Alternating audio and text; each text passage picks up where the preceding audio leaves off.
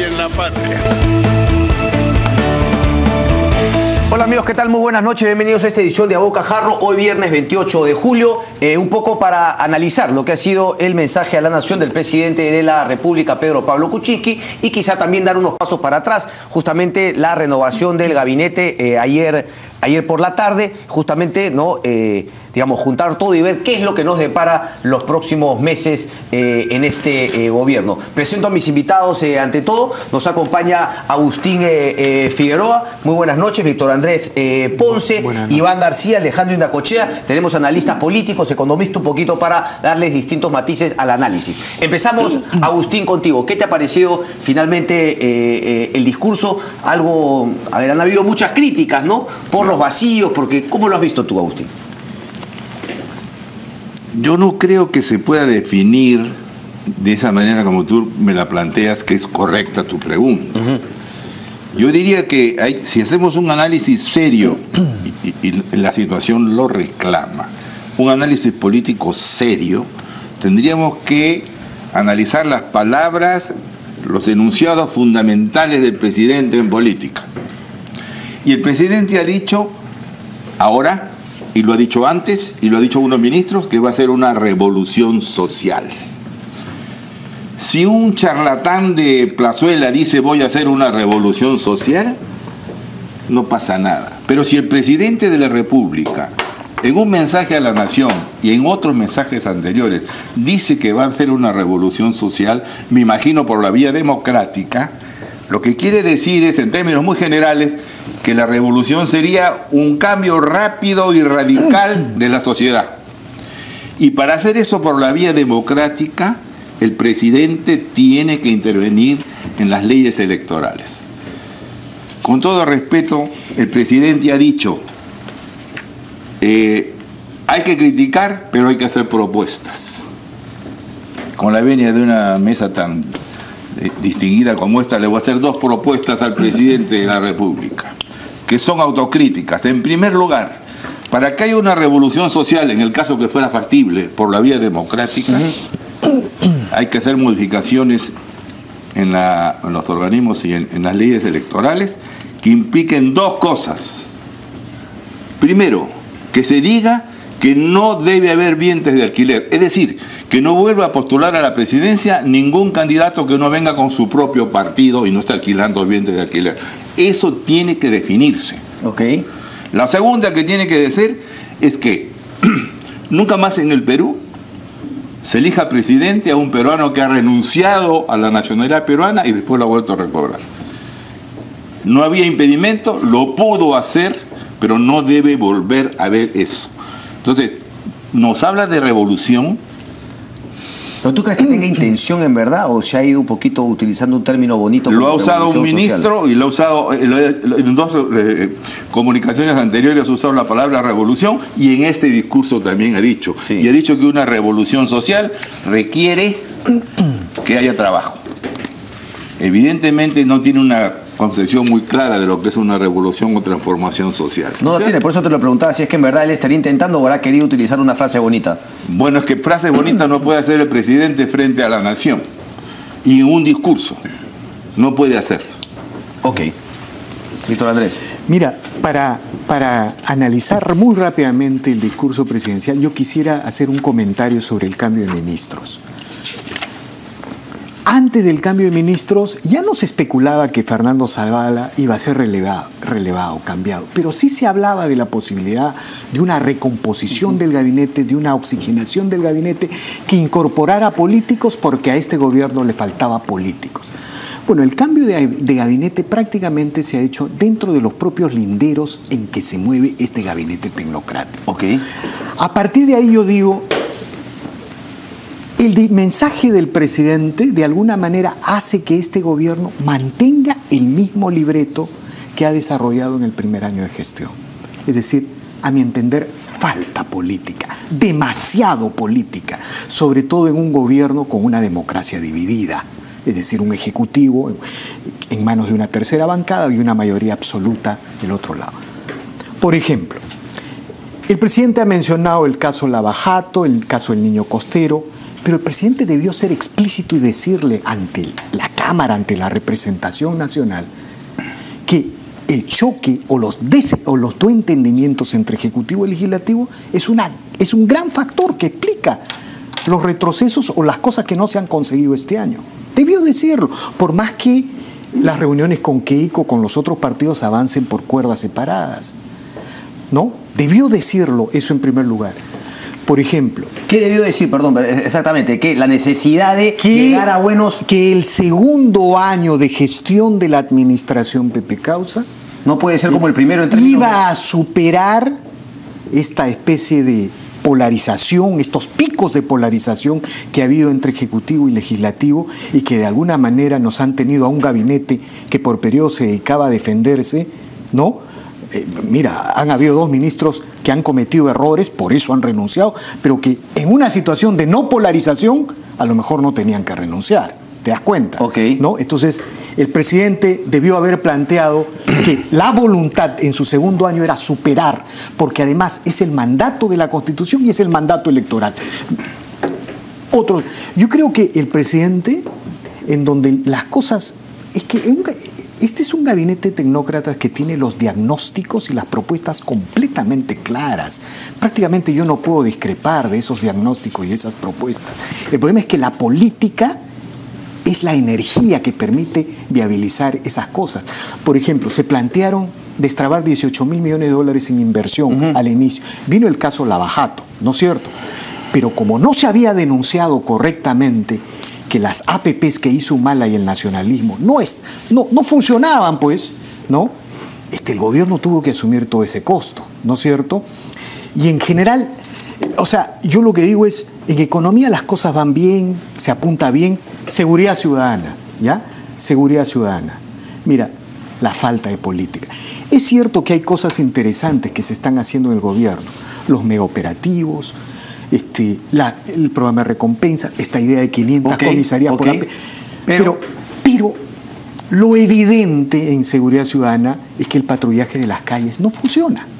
Entonces, cuando el presidente enfatiza las cosas buenas que se hacen y no menciona lo que sucede cada día en las calles, cada día hay una noticia de un asesinato, de un raqueteo, eso no se pone en sintonía con la gente. ¿Te parece que no ha enganchado con la población? No ha enganchado en ese tema, porque además el tema de la seguridad ciudadana es la principal fuente de erosión de la popularidad. Pero hay otro tema que me parece a mí gravísimo. ¿Cuál? El presidente no ha mencionado el sur. Mira, lo que está pasando en el sur con la huelga de este sindicato extremista, se pone en peligro las clases de 1 millón de alumnos. Se afecta el turismo. Se están bloqueando 3 minas que representan casi el 60% de la producción de cobre. Y sin la producción de esas minas, sin la minería, el Perú estaría en recesión. Acá el profesor Indacochea nos lo puede explicar mejor. Pero ¿cómo es posible que en el mensaje presidencial no se subraye que el Estado necesita recuperar el principio de autoridad? ¿Qué puede pasar si esta estrategia en el sur, de estos sectores radicales que quieren borrarse la meritocracia, bloquean las minas, bloquean el turismo, funciona? Bueno, el propio Basombrío ha dicho que algo tiene que ver el Movadef con Guzmán. Ha dicho. Sería la legitimación social de un nuevo maoísmo en el siglo XXI. Correcto. Es decir, ese tema no lo ha mencionado mucho, se le han escapado varios. Quiero darle la palabra a Iván, Víctor Andrés. Iván, ¿tú cómo has visto este tema? Si es que coincides, porque digamos, cada uno está tomando desde su punto de vista, digamos, las ausencias más importantes en el mensaje del presidente Kuczynski. A ver, en general, no suelo esperar mucho de los mensajes presidenciales. Ok. 1. 2. Sin embargo, en este mensaje de este 28 de julio, creo que era fundamental que el presidente marcara un punto de inflexión entre el año que pasó y los 4 años que tiene por delante el mandato. Primer asunto. Lo cual evidentemente imponía, desde el mensaje que el presidente debía ofrecer el día de hoy al Congreso, asuntos creo que muy concretos y fundamentales respecto de política económica. 1. No estoy tan seguro, como acaba de decir Víctor Andrés, que las cosas se estén yendo tan bien. No, que las tiene claras. A nivel económico. Tampoco estoy tan seguro que las tenga claras. Miren, ¿cómo llegamos a este 28 de julio? Inversión privada, cayendo desde el 2014, bajó 2%. 2015, cayó 4%. 2016, cayó 6%. Enero-mayo de este año ha caído 5%. Y se espera que se cierre diciembre con menos 1.8%. Inversión privada, casi 4 años de caída. Lo que se esperaba es que este primer año pudiera revertir esta tendencia. Ok. Con inversión... Pero él ha dicho, dentro de otras cosas, él ha dicho que justamente él se equivocó, que lo disculpe, creyó que era más fácil. La pregunta sigue siendo si es que, como dice Víctor Andrés, ¿tienen el diagnóstico correcto para poder tomar las medidas, digamos, de curación o no las tiene? Dijo, me disculpo si así fue. Sí, tampoco fue muy clara, ¿no? La Ok. disculpa, o sea, no había un reconocimiento Me de que hizo- disculpo si así fue. Es cierto, es Ok. cierto. Número 2, respecto de qué faltó en este terreno, te podría mencionar también las cifras de inversión pública, todas Para abajo. para abajo. Pero ¿qué faltó? Creo que faltó un shock en materia de inversión pública a partir de ahora. Eso ha sido, creo que, uno de los grandes ausentes en el mensaje del día de hoy. Se señaló por el lado del mensaje que hay 25.000 millones de soles en ejecución, básicamente por el tema de reconstrucción, el tema agua, el tema de destrave de proyectos emblemáticos Y panamericanos. y panamericanos. Metió panamericanos. Y metió panamericanos, es cierto. Y luego señaló de que hay 32.000 millones de soles que vienen por 12 proyectos que se han viabilizado en materia de hidrocarburos, carreteras, etc. Pero no se ha dicho nada, y parece que tampoco está dentro del monitor o el radar del gobierno, ir hacia una política, ¿no es cierto?, fiscal expansiva para mejorar, ¿no?, y acelerar la inversión pública, que creo que es lo que se está necesitando a gritos. ¿Tú, en Pancho, este te momento. parece entonces que le debió dar un carácter más economicista, digamos, y que eso no lo hizo, siendo él economista además? Creo que en el tema económico ese fue uno de los grandes déficits de este mensaje. Ok. El tema de inversión pública. Ok. ¿Ya? Y por el lado político creo que le faltó una convocatoria clara, nítida, al compromiso, por el consenso, por el diálogo con todas las fuerzas Lo políticas. que decía Víctor Andrés Sí. justamente. Sí, sí, Ok, claramente. pero eso se pudo haber hecho más que en un mensaje que finalmente es una promesa a futuro en la conformación del gabinete el día anterior. O sea, a ver, no da una señal de traer a un fujimorista, pero dar una señal de haber abierto la cancha y no quedarse solamente en el grupo de gente Eso que es lo viene fundamental, rodeando. pues. Al final el gabinete ha terminado reflejando al mensaje, o si quieres el mensaje reflejando a este Sí. rock Exactamente. ministerial. Ok. Son uno y otro mirándose o reflejándose. Al final, coincido en ese punto con Víctor Andrés, creo que ha faltado claramente y por los 4 costados un compromiso claro, honesto, sincero, con reactivación económica, ¿no? Y 2, con construcción de consensos con todas las fuerzas políticas. Le ha faltado una garra política, le ha faltado generar un entusiasmo y una confianza, tanto política como económica, a Correcto. este mensaje presidencial. Alejandro Inacochea. Mira, el mensaje presidencial para mí empezó bien. Al hacer un reconocimiento a todos los que Bonito, habían bonito, apoyado bonito. en el fenómeno del niño costero. Y por otro lado, un mea culpa en parte. Se ha anunciado concretamente 4 acciones, ya, pero no veo una estrategia. Es el dilema del corto plazo versus el largo plazo. En el corto plazo hay que invertir, hay que reactivar. Ya. No solamente destrabar, porque si los proyectos estuvieran bien hechos no hubiera necesidad de destrabar. Hay un problema en la ejecución, en el diseño de los proyectos de partida.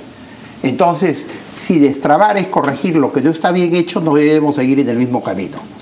Y por otro lado, el tema para mí central es que faltan 4 años. El presidente no nos ha dado los ejes estratégicos. Se ha quedado en acciones de corto plazo y no me ha dicho cómo vamos a llegar en el país al 2021. ¿Qué reformas vamos a hacer para crecer en forma diferente? Porque el shock de inversión, el gasto público se acaba, Sí, se señor. termina, eso se va. ¿Qué tenemos que hacer para ser un país desarrollado, para entrar a la OCDE en el 2021? ¿Cómo nos va a entregar el país? No hay esa visión. Pero no ha hablado de ninguna reforma integral, finalmente. Ninguna reforma integral. O sea, el tema laboral, el tema tributario, el sistema judicial. El sistema electoral. El tema electoral tampoco, lo que decía justamente Agustín, tampoco ha dicho absolutamente nada. Una reforma de las regiones. Criticó las regiones de que no han funcionado. Es cierto, fue una descentralización, claro. La descentralización. Hay que replantear. Ahora mira, Carlos Ross estuvo acá temprano y decía, bueno, nada se puede hacer si es que no retomamos el crecimiento económico. ¿Te parece que es tanto así? No. Es gerenciar en el corto plazo, gestionar el corto plazo, pero con la visión de estadista a largo plazo, y eso es lo que no veo. No lo ha tenido, no nos ha dicho cómo va a entregar el país al 2021, a dónde quiere llegar, mira, qué cosa es lo que quiere hacer. Y comparto con Víctor Andrés de que evidentemente yo esperaba en este gabinete una remoción, es un círculo muy cerrado. Sí. Se mueven entre ellos. Sí. Uno tiene que escuchar, uno tiene que tener apertura a los intelectuales, a los políticos, a los opinólogos, no descalificarlos. Esa apertura no la veo, es dentro de ellos mismos. Yo sí quiero plantear un pequeño matiz sobre el crecimiento, ¿ya? La importancia del crecimiento y la política. Mire, si el Perú crece menos de 3%, automáticamente el Perú comienza a aumentar pobreza, porque no puede generar el empleo para los 300.000 jóvenes que se incorporan a la PEA, y por primera vez desde hace 25 años tendríamos que hablar de una crisis política y de una crisis económica de otro contenido. Entonces, relanzar el crecimiento es fundamental, porque ¿saben qué? Si el Perú aumenta pobreza en medio de una crisis política, no va a haber un solo sur. ¿Ya? No va a haber un solo sur. Van a haber 1, 2, 3 sures, y ¿sabes qué? Eso es una amenaza a la gobernabilidad, a la viabilidad democrática. Déjame terminar un toque. Mira, por eso es importante el crecimiento. En lo que yo sí coincido con el profesor Indacochea es que no hay reformas de largo plazo, ¿no es cierto? Víctor, yo compraría esa que tú me has dicho, sí, pero claro, cuando me dices que creo que 5 o 4 años seguidos crecíamos a tasa de 7-8%, igual, no hubo una reforma de fondo durante el gobierno de Alan García, y todos decían que estábamos a punto de ser la OCDE. Vino Michael Porter, dije, reformen el sistema judicial. Sal de acá, por favor, no sabes dónde estás parado, por supuesto. Devolvieron de una patada a Michael Porter a su país. Una locura. Mira, totalmente de acuerdo que si no hay inversión, no hay crecimiento. Y si no hay crecimiento, no generamos empleo. No superamos el problema de la pobreza. Tema crítico era la reforma laboral. Perfecto. Hoy día tenemos de 16 millones de la población económicamente activa, solo 4 millones de formales, 12 millones que no tienen nada. No hay un programa de empleo juvenil. Lo único que se crea son oficinas de supervisión de la SUNAFIL. No, pero han sacado, yo he conversado con Germán, algo, está sacando justamente, tienen un proyecto para tratar de que jóvenes puedan entrar a trabajar en un periodo de tiempo y que algo hay, pero no es una reforma laboral integral. Agustín, por favor. Tal como lo he propuesto a los televidentes y a este panel tan lúcido, continúo en el análisis político del mensaje del presidente según lo que ha expresado el presidente. Ok. El presidente nos ha dicho que no habrá una revolución social sin trabajo. Hay dos posibilidades que se dan con esta frase del presidente de la República. O tiene fragilidades reflexivas o está hablando en serio. Si está hablando en serio y quiere hacer una revolución social, no es suficiente, por supuesto, que haya trabajo. Una revolución social democrática, si tal fuera la posibilidad, requeriría una justicia distributiva. Ahí estamos. Para disminuir o eliminar la pobreza. ¿Cómo es esa justicia distributiva? Déjame, por favor, mostrar mi ignorancia. ¿A qué te refieres con una justicia distributiva? Justicia distributiva es cuando la sociedad, todos los bienes de la sociedad son repartidos de manera justa. Los trabajadores ganan bien, los empresarios ganan bien, los funcionarios públicos ganan bien. Hay posibilidades de que la gente pueda estudiar. Lo que sucede en una sociedad civilizada, cuando hay justicia distributiva, en un sistema capitalista eso es perfecto. ¿Por qué? Al capitalismo, en un sistema capitalista, una economía de mercado, es el sistema tributario el que produce la justicia distributiva. Ok. Y el presidente ha dicho entonces que basta con el trabajo. para eliminar la pobreza. Y aquí hay una de las barbaridades que ha dicho el presidente. Ha dicho que para el año 2021 va a eliminar la pobreza y la pobreza extrema. Y ahora hay unas cifras absolutamente falsas. Dice que a finales del 2021 va a haber 1,5% de extrema pobreza. Eso es un delirio. Eso es inaceptable. No puede ser. Entonces, ¿se está mintiendo o se está engañando? ¿Qué sucede? ¿Cuál es la explicación? Está usando las cifras de la pobreza monetaria. Pero la pobreza real en una sociedad justa es una necesidad básica. Sí, me acuerdo. Tú has escrito no al la respecto, tienes, efectivamente, sí. Eres pobre. 2, eres pobre extremo. ¿Ustedes creen que en el Perú, en el 2021, va a tener buena educación y buena salud? Más de la mitad de la población. Sería un éxito. Por lo tanto, estas cifras son demagógicas y reaccionarias. No puede hacer eso. Está usando cifras indebidas.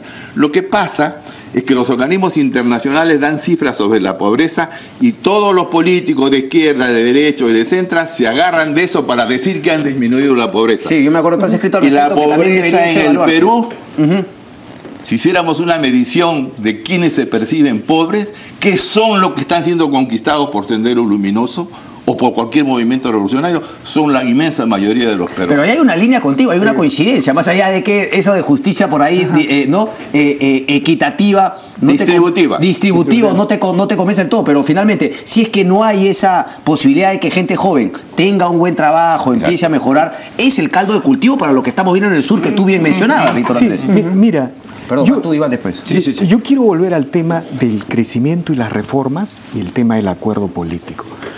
Si es que no hay un acuerdo político de estadistas en este país, esto va a afectar a todo el mundo. ¿Saben por qué? Porque el Perú es la típica sociedad de ingresos medios que está a punto de caer en la recesión o en el estancamiento económico. O en la trampa del ingreso medio. En la trampa del ingreso medio, como le pasó a Argentina, Venezuela y todos estos países que han caído en el chavismo. ¿Por qué? Nosotros somos una sociedad que ha reducido pobreza de 60 a 20% gracias a una primera generación de reformas. Okay. Ya no podemos... Muy fácilmente pueden volver atrás. Claro. Ya el punto de quiebre es 4%. A eso voy. No generas ya no podemos seguir pagando salarios bajos como antes. Hoy día las trabajadoras del hogar en el Perú ganan igual que las trabajadoras del hogar en Chile. Pero tampoco podemos competir con las naciones desarrolladas. ¿Eso a qué nos lleva? Al estancamiento, a la recesión y luego a la involución populista como pasó en estos países. Bueno, si no hay una segunda generación de reformas, estas cosas que tú dices, reforma laboral, reforma institucional, solución política, de los problemas de infraestructura político. Si no hay una... Estamos fritos. Y tú me estás diciendo que esas reformas sin acuerdo político son imposibles. Si Keiko y PPK... lo voy a mencionar porque ellos son actores, no solamente porque tú o yo lo quieran, lo rechacen o no, es el mandato electoral. Las democracias se organizan así. Si esos jefes políticos no se reúnen y se ponen de acuerdo, bueno, el 2021, y eso está detrás de este mensaje, de esta sensación de desazón del mensaje, el 2021 va a ser la hora de cualquier forma de propuesta antisistema. Sí, cuando llegó Chávez, nadie creía que iba a llegar Chávez en Venezuela. Porque era la Suiza de América, era la sociedad de las clases medias. Le quiero dar la palabra ahora, pero entonces tú coincides un poco con los editoriales del comercio. O sea, hay una responsabilidad compartida en en la baja performance del país durante este año de gobierno. Esos son los editoriales eternos de mi humilde portal. O sea, Congreso y Ejecutivo por igual. No vamos a decir quién, pero finalmente no importa. Que se pongan de acuerdo es fundamental para que el país pueda salir adelante. No importa. Ok, no importa. Iván. Resumiendo lo de Víctor Andrés y también lo que ha dicho el doctor Indacochea y Agustín, básicamente creo que consenso político urgente. Los temas creo que están claros. Hay una agenda mínima, básica que hay que sacar adelante y defender de cara al 2021. Y 2, reatrapar la ruta del crecimiento económico. Las dos tienen que caminar de la mano.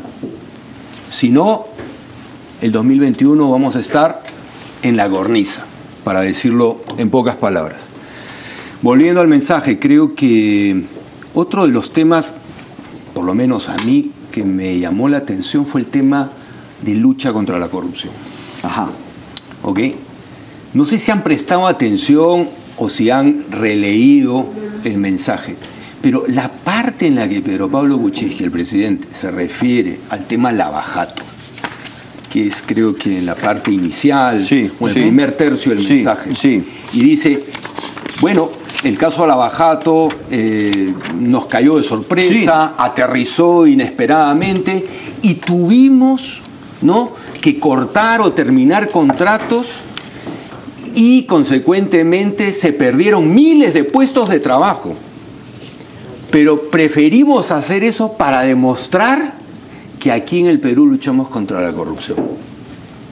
Es decir, sin tener una estrategia, ¿no es cierto?, clara frente a un tema como el de la corrupción proveniente de Brasil, conocida como Lavajato, se trató simplemente de mostrarle al mundo, ¿no?, que aquí, digamos, habían reacciones o reflejos rápidos anticorrupción, no importando dejar en la calle a miles de trabajadores o de empleados. Solo ha pasado en el Perú, ¿ah? Eso es una barbaridad. Discúlpame, un dato. Eso de parar obras de infraestructura vinculadas a Lavajato solo ha pasado ni en República Dominicana, ni en Estados Unidos. Ni en Estados Unidos. Porque hay razón de Estado. Ni en Ecuador. Así es, hay razón de Estado. Ni eso en solo Panamá. ha pasado en el Perú. Es decir, aquí, por boca del propio presidente de la República, nos enteramos oficialmente de que se puso en la calle, ¿no es cierto?, a miles de trabajadores para demostrar que en el Perú se había un compromiso en la lucha contra la corrupción. Me parece que es un enfoque totalmente equivocado. Obviamente, todo el peso de la ley y todos los rigores en la lucha contra la corrupción, llámese Odebrecht, llámese OAS, llámese Camargo Correa, y etcétera.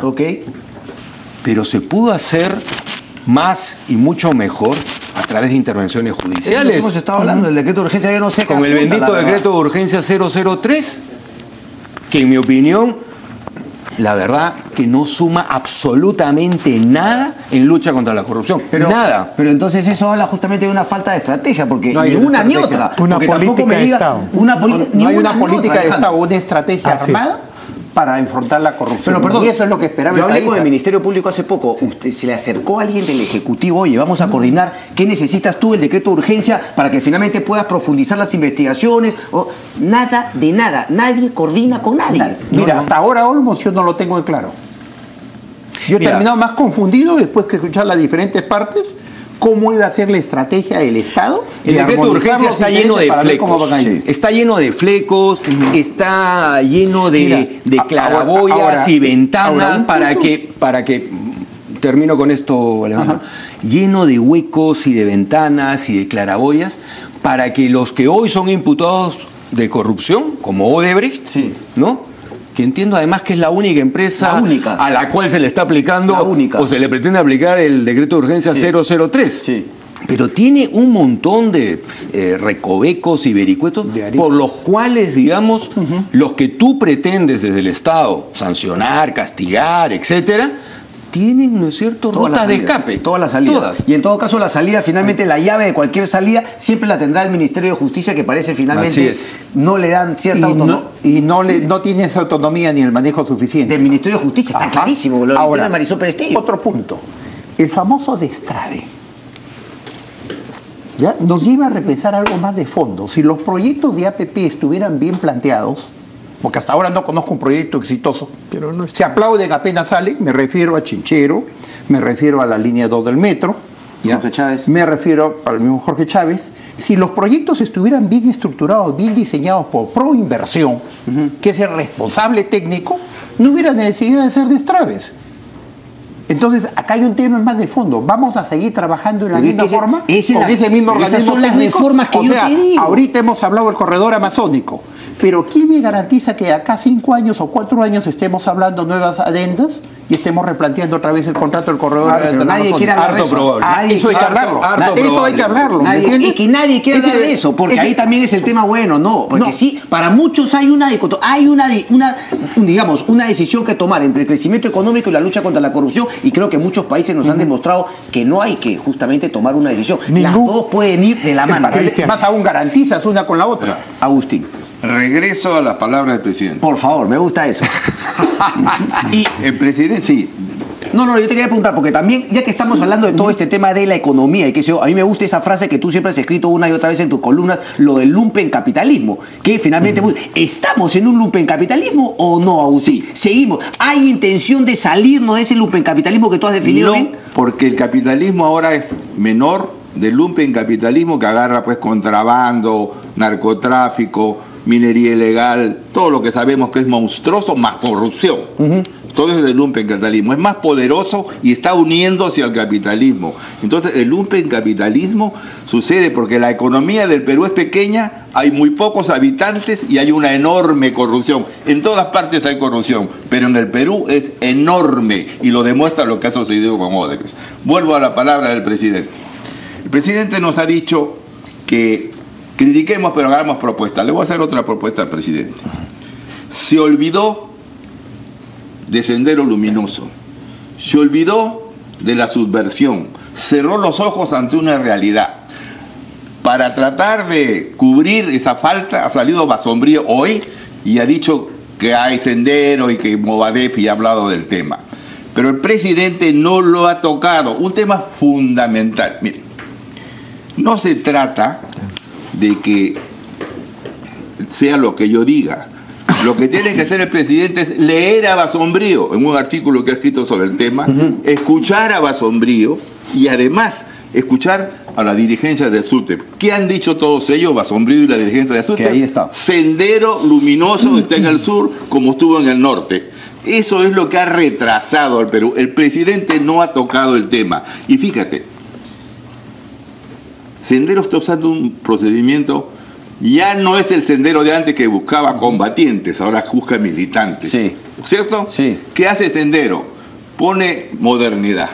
Pone una pantalla como esta, trae un smartphone y saca a una serie de periodistas y políticos que dicen pequeñas frases.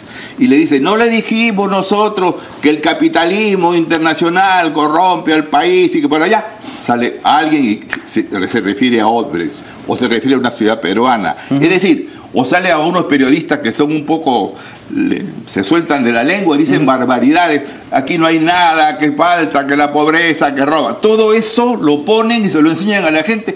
Nosotros se lo dijimos. Ahora miren quién lo está diciendo. Eso está haciendo Sendero Luminoso. ¿Qué hacer ahí, Agustín? Inteligencia. Tiene que haber inteligencia. ¿Cómo es posible que sucedan estas cosas? Miren, en los sectores, en los distritos grandes y populares, Sendero Luminoso está organizado en la forma territorial. Pues son habitantes, ¿no es cierto? Así tiene su organización. Y el presidente se olvida en el discurso. Grave falla del presidente. Creo que ahí sí ha tenido el presidente una fragilidad ¿Se reflexiva. olvida o peor aún le han dicho no metas este tema que tenemos que tratar de hacer algo más positivo? Puede ser. Que sería igual de grave en todo Igualmente, caso. ¿no? Entonces, cuidado, el presidente ha omitido eso, el gobierno está pensado en tener todo el poder económico, la PCM, el Ministerio de Economía, el problema de los panamericanos que no deben ir, por supuesto, y la reconstrucción. Están pensando en eso y entonces se han paseado felices saludando. Pero te da la por el centro tranquilidad de al menos Lima. que Basombrío sí tiene la película. No, Basombrío lo ha dicho. La tiene clara. La tiene clara, la ha escrito Bueno. y lo acaba de salir para completar lo que el presidente no dijo. Víctor Andrés. Hablemos del sur, ¿ya? Porque, digamos, Sí, lo está trae a planteando. colación ¿no? el Sendero Trae a Luminoso, colación. claro. Sí. Mira, en el sur, el radicalismo quiere derribarse una política de Estado que es la meritocracia docente. Es una política de Estado que viene desde el gobierno de Toledo, sigue con García y lo continuó Saavedra. La meritocracia se lo quiere derribar. Pero en ese camino, este extremismo radical ha bloqueado 3 minas: Constancia, Antapacay y Las Bambas. Estas minas más Cerro Verde producen el 60% del cobre del Perú. El 60%. Y sin el cobre bueno, estaríamos en recesión ahorita. No, y ahora que ha subido el precio. Pero estos nos va la ola. sectores además, ¿no? Están bloqueando todo el turismo. Sin turismo, nosotros tenemos 1/3, creo, de exportaciones no tradicionales conformadas básicamente por agroexportación y turismo. Bueno, entonces, ¿qué hace el Estado frente a esto? En primer lugar, ¿por qué pueden haber personas que marchan en las calles, bloquean carreteras, bloquean la propiedad pública y privada y no son investigados y detenidos por la policía? Pregunto, Y ¿por te qué? pagan tu sueldo. Porque no hay autoridad ni Estado. Adicionalmente te pagan tu sueldo. A eso voy. ¿Por qué los fiscales, cuando los policías actúan, desamparan a los fiscales y por qué los jueces no cumplen su labor? Hay un tema de autoridad que tenemos que restablecer. Vacío de autoridad. Miren, el tema del sur que ha planteado nuestro maestro Figueroa, si es que no es resuelto correctamente en esta coyuntura, lo que va a sentar es un precedente, se viene el desborde de la violencia, ya no va a ser el desborde de la criminalidad, ¿no es cierto? Pero encima de eso tú tienes a 4 o 5 gobiernos regionales Correcto. que no le quieren descontar a los maestros, pese a que se derriban todas las políticas de Estado. ¿Qué hace el Congreso frente a eso? No es solamente un tema del Ejecutivo, también es del Congreso, Correcto. porque hay una ley de regionalización que nos ha destruido la unidad estatal. Ha sido un desastre. ¿No? Es un verdadero desastre. Entonces, ¿qué hacemos frente a esta amenaza? No al Ejecutivo, es a la gobernabilidad, a la democracia, a la viabilidad de este modelo económico, Perdona, a pero esta institución. pararla porque si tú dices, claro, ¿qué hace? Hay que tomar la policía, tiene que imponer el orden, ¿no? El tema de la autoridad y todo, pero eso me parece que es un poco más reactivo, ¿verdad? O sea, ¿cómo cambiamos el tema de fondo? Porque tú puedes reaccionar y a esos revoltosos, y seguramente muchos también vinculados a Sendero Luminoso, los metes presos, pero esa acción, por más que te va a bajar la huelga, no va a hacer que en el 2021 ellos no dejen de votar por un antisistema. Ah, no, estamos de acuerdo. Ese es mi punto. Estamos de acuerdo. ¿Cómo haces para que, o sea, Yo cuáles te son digo los cómo. temas de fondo? Yo te digo cómo. No, claro. Te lo dije al principio. Crecimiento económico. Ok. Fundamental. Fundamental. Fundamental. O sea, hay casi una ecuación sociológica y la conocen muy bien todos los que estamos acá. A mayor caída económica, automáticamente empieza, ¿no es cierto?, la movilización, la protesta, la agitación, las huelgas. O sea, es casi, digamos, una fórmula ya conocida, Sí, ¿no? pero Iván, déjame ser abogado del diablo, porque A esa ver. persona que vive al costado de la mina, lo primero que dice, uy, viene la mina.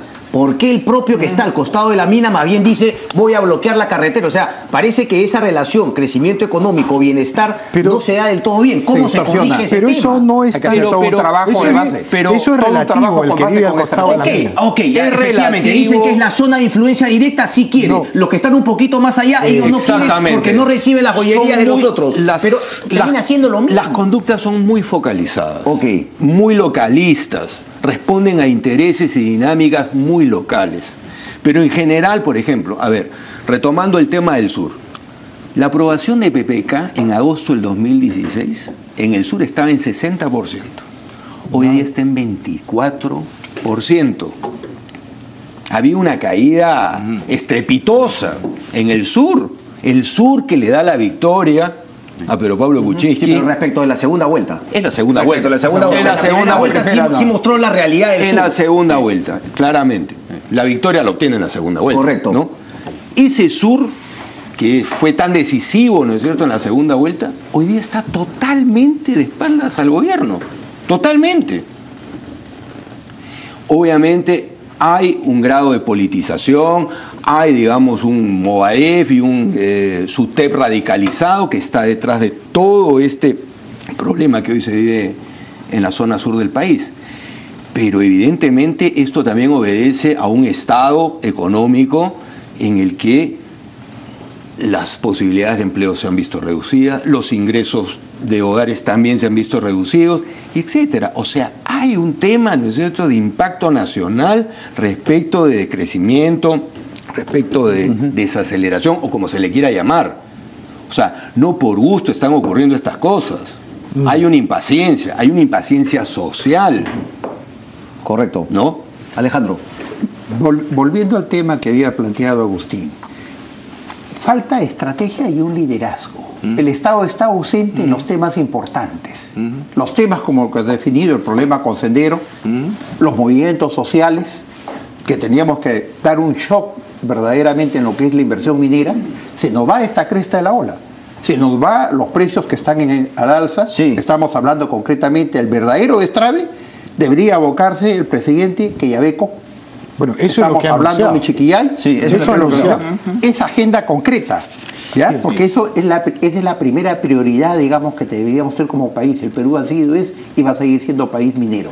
Ha anunciado El 4 otro- Sí, proyectos. que ya ve con Michiquillay, Minajusta y Justa- Corani, 30.000 millones de soles. ¿Ya? Y tiene que ir al resto de proyectos. ¿Por qué? Porque esta ola se nos va y estamos hablando a futuro una sustitución incluso de los minerales. Ya, pero Y sobre eso- perdemos las bonanzas de Pero efímeras sobre de esos batalla. 4 proyectos, el mensaje del presidente también dice, o lo ancla a, digamos, la mejora de precios internacionales de metales.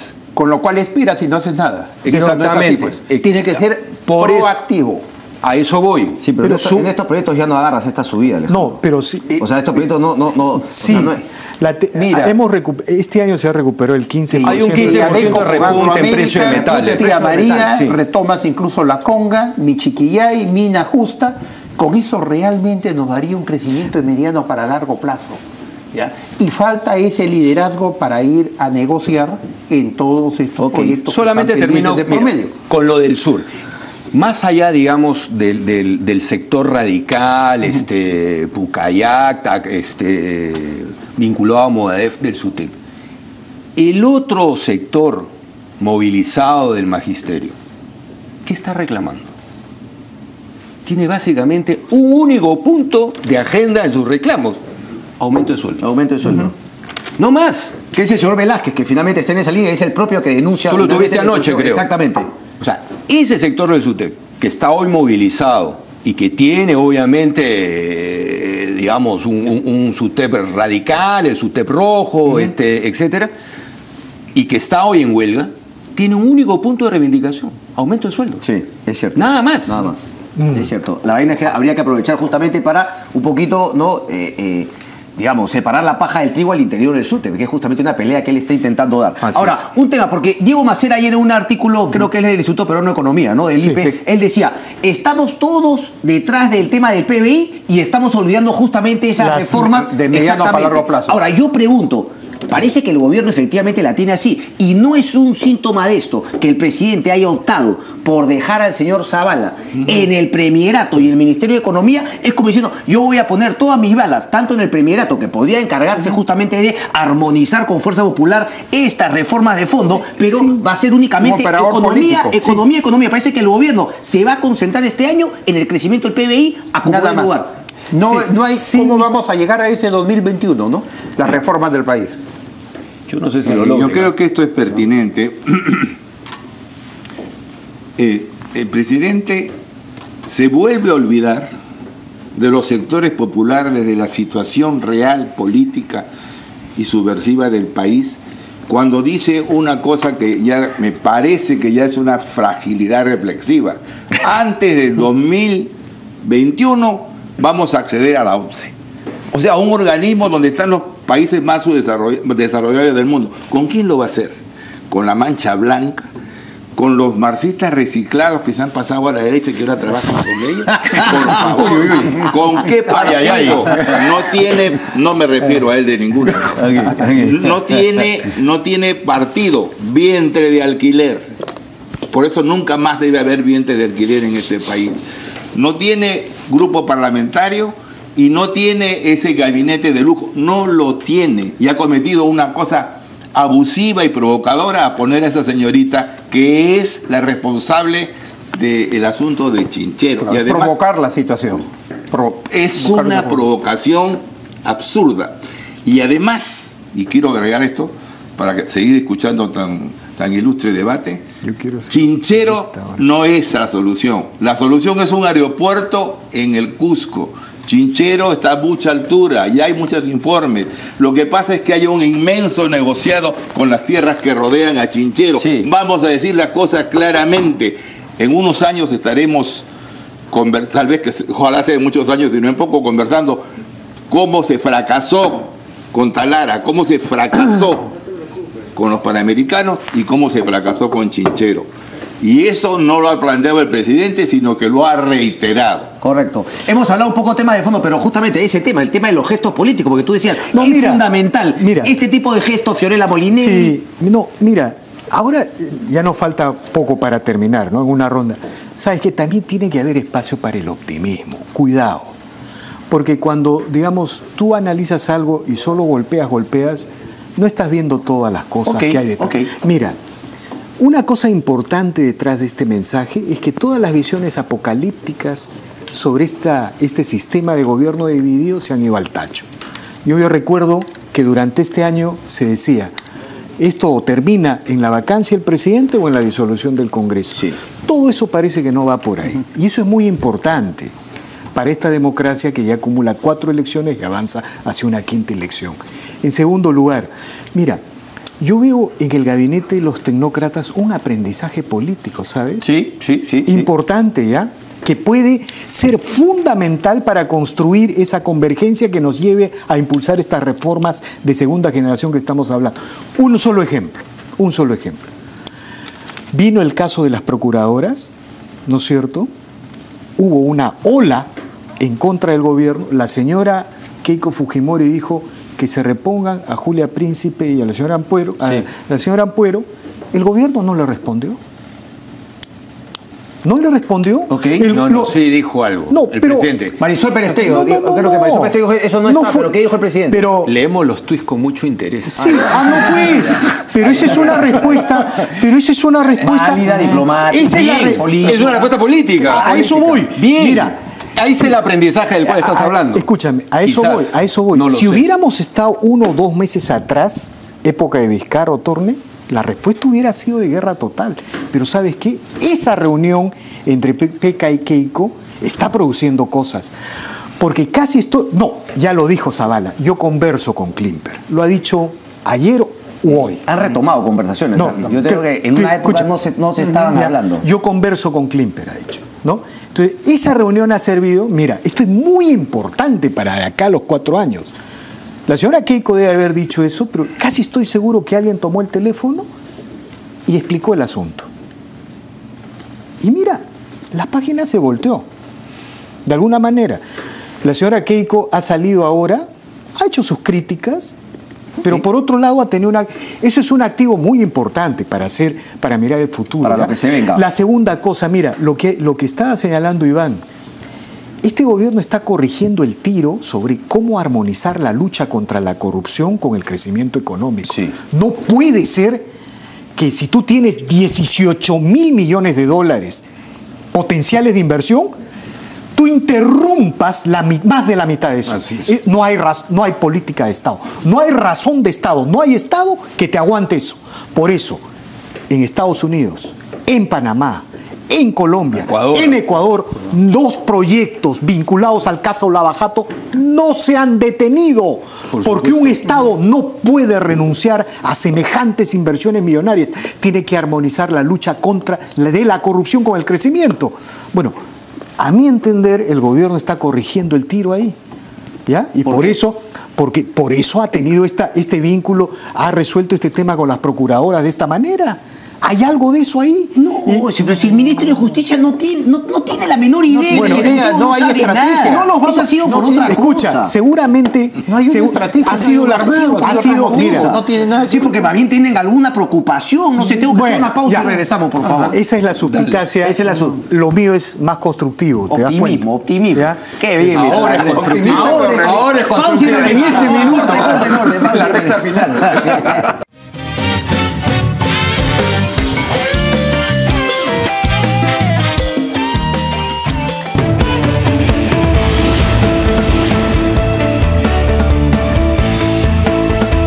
Vamos a pensar en Dios y en la patria.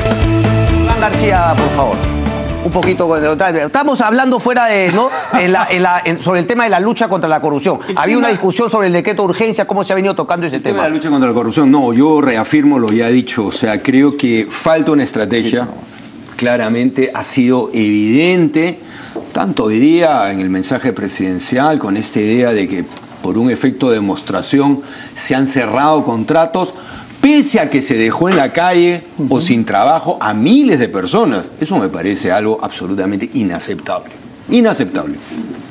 Y por último, creo que hay que afinar cuerdas de todas maneras y de manera urgente respecto de la coordinación con relación a estas investigaciones por corrupción. Es inaceptable también de que vayan cada uno por su Procuraduría, Fiscalía, Ejecutivo, y etcétera. Alejandro, tú economista me das razón. Mira, si aquí yo no veo en los Panamericanos y en las próximas horas que no haya por lo menos 4 o 5 empresas grandes del mundo que hayan vendido al Perú, el tema es que da uno solo mensaje. La corrupción, el lumpen, el capitalismo que menciona, claro, es lo mismo. Entonces, yo no sé, no podemos parar las obras. No, que Graña, Camet, si no vienen 5 empresas mejores del mundo acá al Perú, el mensaje habrá sido: aquí no ha cambiado nada. A la cual no le están dando las señales adecuadas. Mira, soy optimista pero realista. Acá hay un problema concreto con el tema de la corrupción. El dilema, digamos, es que no hay una estrategia clara. No hay una política de Estado. La renuncia de las procuradoras obedece a un tema mucho más de fondo. No sabían qué hacer. Claro, ¿qué importa? No había príncipe, ¿qué importan los nombres? Ahora, si bien tenemos que actuar en el corto plazo, pero hay una agenda pendiente, esa reforma política, pongamos. No hay partidos políticos. No existe. Un partido político es filosofía, doctrina, principios. Son vientres de alquiler, cosas que se presentan en el camino.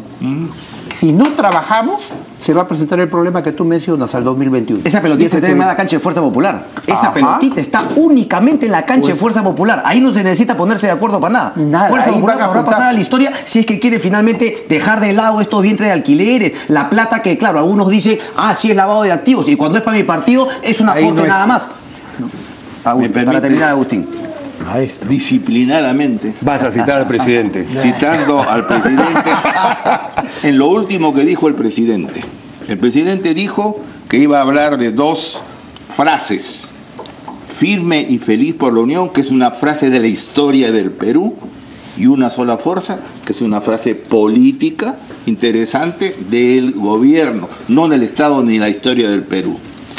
Ha cometido un grave error el ministro Nieto, que no debería estar en defensa. El ministro Nieto ha permitido que todas las Fuerzas Armadas hagan un saludo al Perú. Me parece extraordinario. Muy buenas las afirmaciones. Muy bien elegidos los militares que han salido, marinos y aviadores. Muy bien. Pero no terminaron con la frase del Perú: firme y feliz por la unión, y terminando diciendo todos una sola fuerza, que es una frase política de un gobierno político y que lo puede usar en las elecciones. No se debe usar a las Fuerzas Armadas usando frases que pertenecen a una organización política. Víctor Andrés, para terminar, para ir terminando, reflexiones finales. Bueno, ojalá pues que este gobierno de tecnócratas entienda que la política en realidad es la única energía que moviliza las instituciones de la democracia, ¿no? Mira, si tú sacas a la política de la democracia, no hay democracia. Porque finalmente la política se inventó solo para algo: para evitar la guerra entre los adversarios y para cooperar, ¿no es cierto? Entonces, y la cosa tiene que ver con todo, ¿no? Porque si el gobierno se hubiera, en vez de pelearse un año con el legislativo, ¿no es cierto?, si hubiera entendido con el legislativo, la primera acción habría sido denunciar el estado de cosas en que quedaba la economía, la institucionalidad, y todos estos casos de lavajato, todas estas APPs de corrupción hubieran estado claras frente al país, ¿no es cierto? Pero como la política no había, estuvo ausente, sino que en realidad estuvo la mala política, nos dedicamos pues a contemplar una guerra entre ejecutivo y legislativo, y ojalá que este año sea absolutamente diferente. Mensaje de optimismo. Termino. Política con consenso y con crecimiento económico. Nada más. Política con consenso y crecimiento económico. Alejandro. Mira, hay que actuar en el corto plazo. Evidentemente el shock de inversiones, el programa de reactivación, pero tenemos que mirar mediano para largo plazo esas reformas para el 2021. Un aspecto importante para mí es las instituciones. La base en el movimiento económico, en ese crecimiento, es que hayan instituciones. Cuando tú ves un Ocitran con problemas, ¿ya?, donde el presidente está preso, Ocitel denunciado, ¿ya?, tienes que las cosas llegan, en la gran parte de los reguladores, las cosas llegan de afuera. Hoy nos enteramos de afuera, acá no sucede nada. Leche Gloria viene de afuera. ¿Qué te pone de manifiesto? que no tenemos instituciones. Hemos generado un Estado ausente, un capitalismo combi, ¿ya? Un capitalismo criollo que no va a funcionar adecuadamente si no hacemos una reforma institucional. Y para mí ese punto es crítico, es determinante del gobierno. Y tampoco es cierto que el tema lo destapó Estados Unidos, sino que fue la voz del Departamento de Justicia, claro, el que recién nos hizo acá no poder voltear a lo inevitable que era la corrupción, porque se había estado pateando, en vez de justamente con instituciones haber nosotros tomado el toro por las astas, haber dicho de qué se trata y empezar a tomar medidas para que el golpe, eso de que es un golpe impredecible, impredecible, que era, estaba anunciado, era un tsunami que tú estás diciendo ya en 8 horas regresa, toca tierra y nadie lo quiso ver así. Era así. Para que la economía de mercado funcione, tú necesitas instituciones. Por supuesto. Te garantizan. Acá están pensando que el destrave es el poco Estado que queda, esté ausente. O sea, que no hay Estado. Esas son las reformas de segunda generación. La reforma de segunda generación que se han quedado. Cosa final que Lumpencapitalismo, eso está bonito también. Lumpencapitalismo, claro. Los lobistas ilegales, porque en el Perú hay legales, hay una ley de lobby, los lobistas ilegales se han incorporado al lumpencapitalismo. Los lobistas ilegales. Sí. Ilegales. Sí. Pero creo que legales ya no hay. Sí hay algunos, pero no funciona la ley. Es que no funciona, pues justamente los que se han legalizado no funcionan porque no sale a cuenta. Lo que pasa es que en el Perú es la verdad. No funciona lo legal, pues funciona lo ilegal y lo inmoral. Ahora, y eso es lo complicado. Lumpencapitalismo. Viene el Papa. Calma, señores. Muchísimas gracias. Un placer. Gracias a ti, Cristian. Muchísimas gracias. Nos vemos el día lunes, buen fin de semana. Chao, chao.